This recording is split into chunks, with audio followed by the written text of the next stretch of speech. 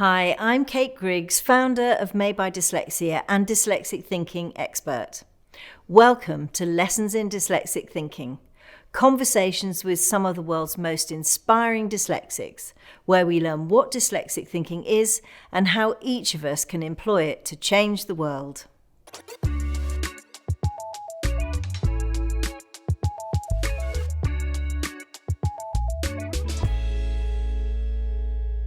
Today I'm joined by Mackenzie Thorpe, the highly acclaimed painter and sculptor.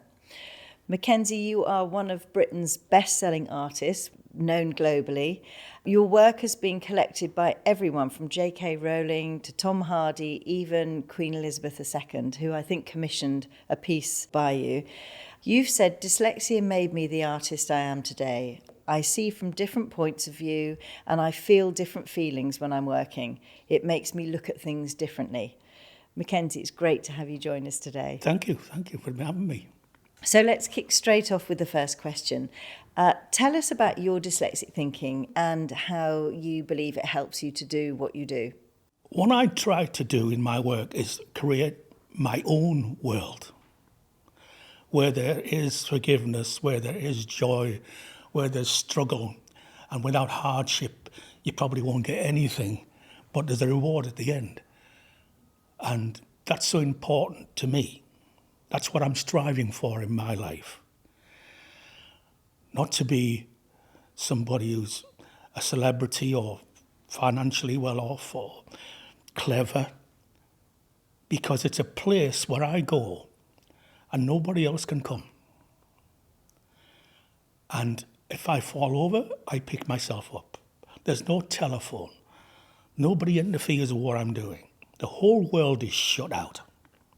So I can do what I want. I don't have a ceiling. I can't make a mistake because I haven't done it before. I can't get lost because I haven't been here before. And I know, I can guarantee, if you tied me up in chains and threw me off the top of the mountain there, I would survive. I will get through it because I've got the will. And it's kind to me. It doesn't judge me. It accepts me for who I am. And that's so important before you step out again into the real world and somebody upsets you or something happens on the news. So that's my dyslexic thinking. It sounds like you've been able to create a career and a life and a way of life out of tapping into the brilliant creative thinking and skills that you have. Yes, I have. I've always been aware. When I was a child, I can draw you from the back by the corner of that ceiling. And I don't have to move. I don't take photographs or references of things in my work. It all comes from my head and my body. And at that moment, it doesn't have arms and legs or anything else. People ask me, well, it's hard growing up, going to art college, and what's art? What's art about? That question was always on everybody's mind, asking it all the time, day in, day out, day out. I think it's this. Somebody said, "Do you want me to tell you?" And I thought, that's a bit wacky. This guy's going to tell me, right? He's a genius. I'm on the planet, I believe. I worked it out because I couldn't work it out before. Why am I here? To be a shipyard worker? To be a foundry worker? To work in a bakery? No, it wasn't them.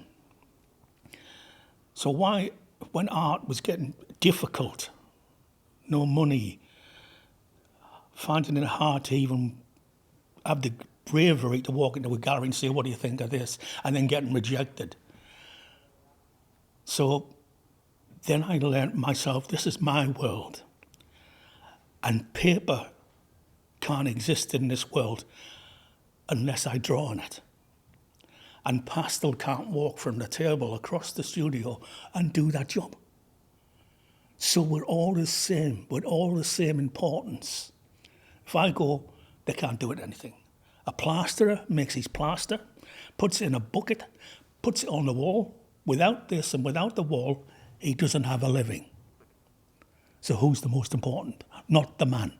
We're all equal. And once I figured that out about 25 years ago, I thought, right, nothing can touch me. It's my world. Nobody in the world can draw better than me at what I do. And let's talk about your style and what you do. It's quite an extraordinarily unique style. There's so much emotion in it, and it's very simple, but it's very complicated. It would be a lovely at this opportunity to have a look at what you do. Should we have a flick through the book? What would you say is your favourite piece? And how would you describe your style of art? My father was getting on a bus, drunk, and a man was getting off the bus with 2 dogs, 2 puppies. And my dad said, "Give us a dog." And again, I did. And the doors closed on the bus, and my dad was stood with a dog. And he brought it home, and he said, "Right, look after this dog." Right? There was 7 of us kids. I'm the oldest. And Chip. My mum was making chips on the oven, and she put one in on the floor, and the dog ate it. My job was to take it out. I was scared being on my own. I was always worried someone's going to come and beat me up or whatever. And Chip could bark. And that gave me confidence. And she came with me all my childhood till my teens when she died. And here she is now on the front of my last book. And there's no street. There's no house. There's nothing else in existence. This is the universe, my universe. And all that existed in it then. One of them night walks was myself and Chip the dog. We're not fancy. I don't have a coat. And that's the way we lived. So I can do it like that. I don't have favourites, but I miss things like this. I didn't like working in the shipyard because I didn't fit in, but the blokes were so good, right? They made you laugh until you cried, right? The stories the old men would tell you about the war, coming back after the war, and he was getting 5 shillings and 6pence a week. That's how much one of them was getting then. And he still had his own baccy tin. And they were sat at one end of the cabin. And you respected them like heroes. And then what we used to do at lunchtime is nick through the fence, over the railway line, get into the pub, and he'd have half-pint glasses all stacked up on the bar. And as you pick your half up, he would fill it, and you'd go, boom, in one, run back to work and go on the job. And when I draw these pictures, I can hear the sounds, I can smell the tobacco, I can hear the laughter, the language. I'm trying to reflect, where's all the beer gone? You've closed the shipyard down, right? The teachers are not going to work in this area any longer because it's been called a ghetto now. And the kids won't get the right education, so they won't get jobs. And I can't afford a pint anymore, so the pub's gone. And the community goes. And then all this is lost forever. And that's what I said before, there's challenges, but there's always hopes. Yeah, they're absolutely magical. There's just so many levels of emotion in your art. I don't see or think in different ways. I just use my emotions. Sometimes I just reach out and I pick up the colour. It can't be the wrong colour, or I wouldn't have picked it up. It's all instinct. I know when it's wrong, I know when it's right. I don't know what to change, but I'll have a look and think about it. You know? But I don't go elsewhere and ask for permission or knowledge. I find it within myself. So I think instinct, emotional intelligence, being multisensory, all of those things, using all of your senses, they're all things that we would attribute to dyslexic thinking. So it's sort of all of that wrapped up in what you do, which is fantastic. Yeah, and I listen to music, full blast. This week, yesterday, I was listening to Debussy's choral work, Volume 3. Full blast, and working away. And I have all kinds of music from all around the world, all genres. So it's important for me. It sounds like a very magical world to live in. It is. If you look at other artists, I mean, some of the absolute greats, or a huge number of the absolute greats, whether it's Picasso or Tracy Emin or even Leonardo da Vinci, is thought to be dyslexic. Why do you think dyslexics make such brilliant artists? Well, I know that dyslexia doesn't qualify you to be a good artist. No, but many are. Many manage But to many tap are, you're into right, that. yeah. I think because when I've been around the world working with dyslexic people, is that they talk similar to me.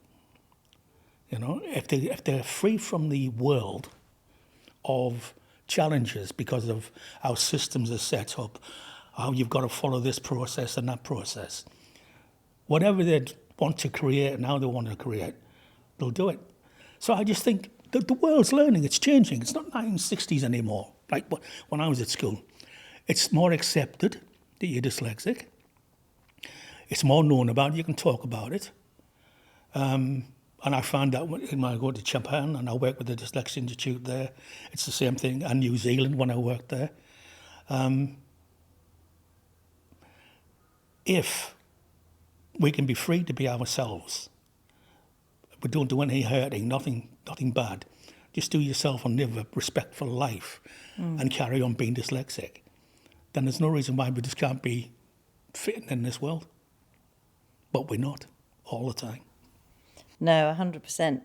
Not so long ago, the Royal Academy ran a campaign to promote teaching art in schools, because I know it isn't prioritised in the way perhaps it should be. If you think about art, it teaches problem solving, creativity, emotional intelligence, all of the things that are really, really vital. Do you agree that we should be teaching more art in schools, and why do you think it's important? 100 million%. What was the use of me doing 2 hours or 3 hours of maths every week and 1 hour of art? So I was happy for an hour. To me, it stinks. My father said, you go to art college, you'll never get a job. And I remember his eyes being woken up in the interview. They had to be there because they had to pay £199 to get me into our college. And that was a heck of a lot of money. I bet. And the deputy head said, but Mr. Thorpe, when you go to the supermarket, have you seen all the tins on the shelves? Beans, potatoes, whatever. Artists did them. What do you mean? Well, they're designed. They all fit the tin perfectly. When you go on the bus and you see the advertisement, you go in the boutique, you see all the clothes, all the patterns, the furniture shop. It's all artists. And my dad walked out the art college and he said, hey, look at that. Boss, there's an artist. There's an artist. And people think being an artist is all about painting or being a sculptor and making things. It's not at all. Everything we've got on, everything in this room, the carpet, everything in your bedroom, your kitchen, an artist has touched it somewhere along the way. And they've been doing it for thousands of years. And if you think the massive value that the creative industries have to the UK, it's huge. It's absolutely huge, and around the world. But it definitely needs to be prioritised. Yeah, we would live in a cubist world of black and white if it wasn't for artists. You know, it would be pretty boring. So what would you say to a kid at school if they're struggling to do maths and having all of those maths lessons and extra maths, but what their passion is in art? What would your advice be to them and their parents? Matisse said, don't draw the hand, draw the body, and the hand will take care of itself. Monet said, don't paint the water, paint what's inside the water, what you see, and the water will take care of itself. So I'm not drawing the positive, I draw the negative. The negative makes the positive. That is pure mathematics. If you work some of my pictures out and you put all the shapes together, right, they'd have a certain weight and a certain balance. The tone, not the colour, has to be level or unlevel, how you want it. That is sheer maths, perspective. I didn't learn that from mathematics. It somehow seeped into me somewhere. And it's in my mind unconsciously, like, how many times do you change gear driving from Edinburgh to London? You don't know. It's another instinct. And instinct gets better coming from travel, different cultures, different language, different experiences makes you grow. Like growing bald, growing into an old man who has grandchildren. All them experiences make the mind develop in that way, and it's pure information. And mathematics is, you can't live without mathematics. We are mathematics. Our bodies, the universe itself. And art knew that a long time ago when somebody went on a wall and the hand took care of itself. It's a fantastic way of describing it. You've been an ambassador and all around the world championing dyslexia for 20 years, I think. More than that. More than that. In the 90s it started. Well, I've certainly been working on it for 20 years, and I know you were doing it a fair bit before me. Why are you so passionate about creating change, and what do you want the world to understand? And do you think things have changed from when you were working back in the 90s? Yes, massively so. When I first started doing it, I hated going into schools. It was like going back to prison. Do you want to come in the staff room? Oh, no, I'm fine. I'll just sit outside. I hated it. It wasn't my job to be there to just think about that. It hurts me a lot, but I don't have to go into it because it's all pain, right? And it's all sadness. But out of that comes my strength. Send me to the war zone and I'll come back with something. So it's a power behind me now. And no matter what anybody says to you, that you can't do, whatever, it's your choice. You can do anything you want. And once people around you accept that, then it will make change.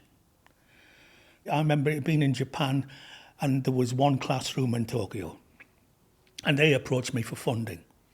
Right, so we decided we'd call it our charity out there, and that's what we would do. And now there's over 30 across Japan, and we got the government to recognise it. People were hiding their children at home in Japan. They didn't want them to go to school.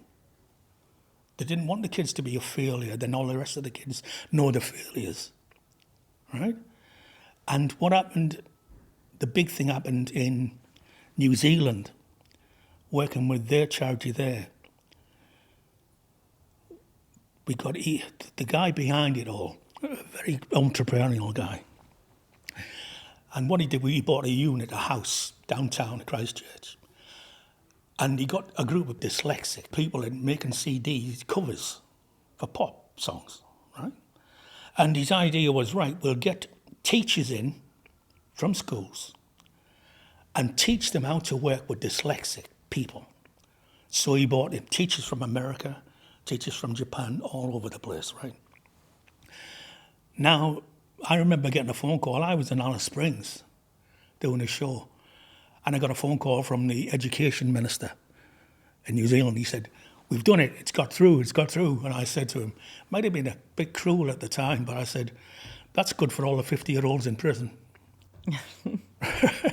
But then we laughed and we smiled. But that changed everything. And in Japan now, teachers have to go to these centres, right, and be taught how to work with dyslexic people and take it back to school. I worked with teachers just a few weeks ago, and they're all aware of it. And what it felt like in this school was that the food was good, the play was good, the uniforms were good, everything looked like that's what you'd want for your kids, right? And it didn't matter if you're from Mars or anywhere you like. Speaking about Mars, and how I wandered off my dyslexia, right? That's fine, wander off. How I got into our college, they said I can't go to our college because I can't spell. And you can't write essays. And I said, well, I'm on a draw. He said, well, you have to do art history. You have to learn that to go and do a degree. All right, okay. So I expected to be told no. But then he saw my work and he went and got the head. And the head walked in, Tom, and he went, I don't care if he's from Mars, he's in. And that's how I got into our college, because I was from Mars, right? That's what it felt like. And so if you can accept, mothers and fathers, that your kids are not getting it wrong, they just don't do it the same way as other people do, and maybe yourself, and you didn't get married or whatever and get this ticket to have a child that has a problem. You didn't sign up for that. But it's only society that tells you you've got a problem, because there's only one way to learn, and that's in the school, which only has one way to work because the government tells it to. And how important do you think it is for dyslexic kids to find their strengths and find their passions? They already have it. They were born with it. I don't want to think of, I've got dyslexia. I am dyslexic, right? I haven't got it, I am it. Yeah. So you've always had it. So don't you think there's a reason for this, maybe? Right? Instead of saying now, oh, I can't read and write, well, can you do this? Can you make that? You know, think of your strengths, no matter how small they are. And if you start now building on that strength, you can do anything you want. Our grandson was born into trains. Trains.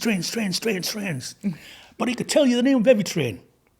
Then one day, it was the Titanic, right? He knows the name of the captain. His dad took him to Belfast to see it. He saved up every single penny of his pocket money and bought the Titanic this big. And he can show you the engines and tell you about the engines and the weight of this and that of that.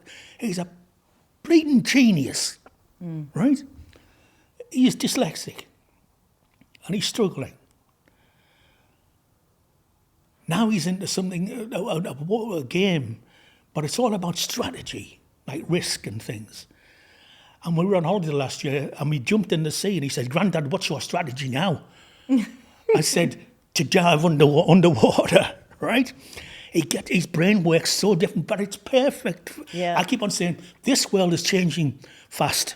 AI, all these other things, all these talents, all these things that our grandson can remember and go and build on. They'll all have a place. They will all have a place, you know? You got Robbie Louis Stevenson and on, or Alexander Graham Bell and all these people running around, and they find their space and they can change the world. You know, so when you see your child coming off from school and they feel sad or something, do something with them that they like doing and encourage it. You know, every single minute. I wasn't encouraged because I'd be given a piece of paper to keep me quiet because of all the noise in the house. But it's a double-edged sword, dyslexia. You've got this really sharp sword. One side's blunt because you can't add two and two up or speak any French, but the other side's like a samurai. You can really work with it. And that's what I went through, that double-edged sword, and I use it. I think that's why it's so important that dyslexic kids find what their strengths are, find their skills, because skills plus passion plus practice equals a superpower. And all these kids, your grandson, you all have these superpowers. We just have to really understand what they are and work at them and work at them. And what's changed, that his father and his mother and his grandma and his granddad know about it and they know how to help make change, right? So he is in safe hands. And that's what gives me confidence. And all the negative things that you experience, if you turn them into your fuel, your food, then when you find yourself, you might go back there again, you drive forward. Keep on going and you'll find it. That's a fantastic, wonderful, wonderful message. If you could take yourself back to when you were 7 years old, if your 7-year-old self could see what you're doing now and what a brilliant artist you are and everything that you've become, what do you think he would think and say? I don't accept I'm a brilliant artist. I don't even think that far. I think your work goes without saying, though, Mackenzie. It's just my work. It's what I do. That's all. I'm like a plasterer and a bricklayer. It's what I do. I don't have any congratulations with it. I've been fortunate, not only meeting the Queen and all the other people I've met and places I've been to. It's given me that life. But to make a list like of what I do in a year to a 7-year-old kid, I think they'd run away. Oh, I don't want to be an artist then. If that's what it's like, I don't want to be one. But I was with a girl a few weeks ago on an army base. We're making these hearts. And she showed me some of her drawings. I love it when kids come to my exhibitions and things, and they bring their sketchbooks. And I want to see them. I love seeing them. And if parents go like, it doesn't really, but yeah, I do. And her work was brilliant. Snapshots of her mum just sat watching TV, things like that. And I said, go and sit over there. And I drew in a sketchbook, less than a minute. And I said, do this every day, right? Of people you see in the playground. She's about 12. Wherever you are, just do it on the bus, on the train. Just keep on doing this, keep on doing this. And I said, you have something, and I think if you keep on going, then when you go to our college, like I did, you'll walk through that door, you'll show your work, and there's a good chance you will get in. Picasso said, if I could only draw like a child. He wasn't saying I want to draw like a child. A child has no prejudice and no rules. So they go poof with a piece of paper. What's that? Oh, it's Christmas. Grandma and granddaughter. They'll talk forever about this blob. And then Mary's 13. And I've done this all around the world in drug rehabilitation, hospitals, schools, everywhere. I've told this story because I've seen it. And I say, draw me a shape. And I flew thousands of miles, and I'm going to be gone in 2 hours, and I'll never be back here again. Right? You've got 1 hour. And minutes go by, and well, what shape shall I draw? Where shall I draw it? Shall I use colours? Shall I put it in the corner? It just goes on and on and on, all these questions. Right, you've got 10 minutes left. You haven't drew anything. Now Mary's 35 and she works in an office. Mary, draw me a picture. Well, I can't draw. That's what Picasso was getting at. Don't judge me for what I do. Just let me be alone and I'll just want to create. All the other things is the art world. That's all the judgment, all the criticism. That's what all that is. The art has got nothing to do with that. I cry when I see Mark Rothko. I want to smash a hole in the wall when I see a Van Gogh. Nothing else does that to me. Nothing. Nothing can touch me like a piece of art. You know, we were having hard times, and we've got our second red letter for the water bill. On the way to pay the water bill, we walk past a shop with a sculpture of a dog in it. We've got the dog in the house. Right? That's how art is. You can't draw love because it's not a picture. You can't write love because it's not a word. It hasn't got a size or a shape or volume. It hasn't. It doesn't need food to exist. It just needs the pure mind that we've been given since time and has begun. Human beings. And all the rest is just crap. That's a very, very wonderful way of describing it. I could talk to you for hours. It's really, really fascinating. But if you had one piece of advice that you would give to other dyslexics, young or old, what would it be? What I would say to everybody, young, old, or whatever, if you want to live your life true to yourself, absolutely 1,000,000% true. You know when you're not. You know when you're lying, thinking about this, thinking about that. No, all that's gone. And you're going somewhere. But you don't have to worry where it is because you know you're going to get there.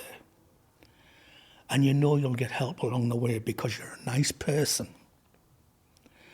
And when you're going through life, you will touch people, they won't know, but they'll have changed because of who you are. So any dream that you have a reason for having that dream. If you can think it and dream it, there must be a reason, so do it. Amazing. Well, that's a fantastic place to finish. Thank you so much, Mackenzie. It's been absolutely amazing chatting to you. Thank you, I've enjoyed it. Thank you.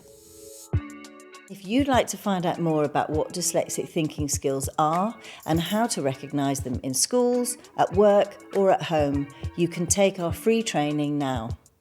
Empowering Dyslexic Thinking in Schools, available on Microsoft Learn, and Empowering Dyslexic Thinking at Work, available on LinkedIn Learning.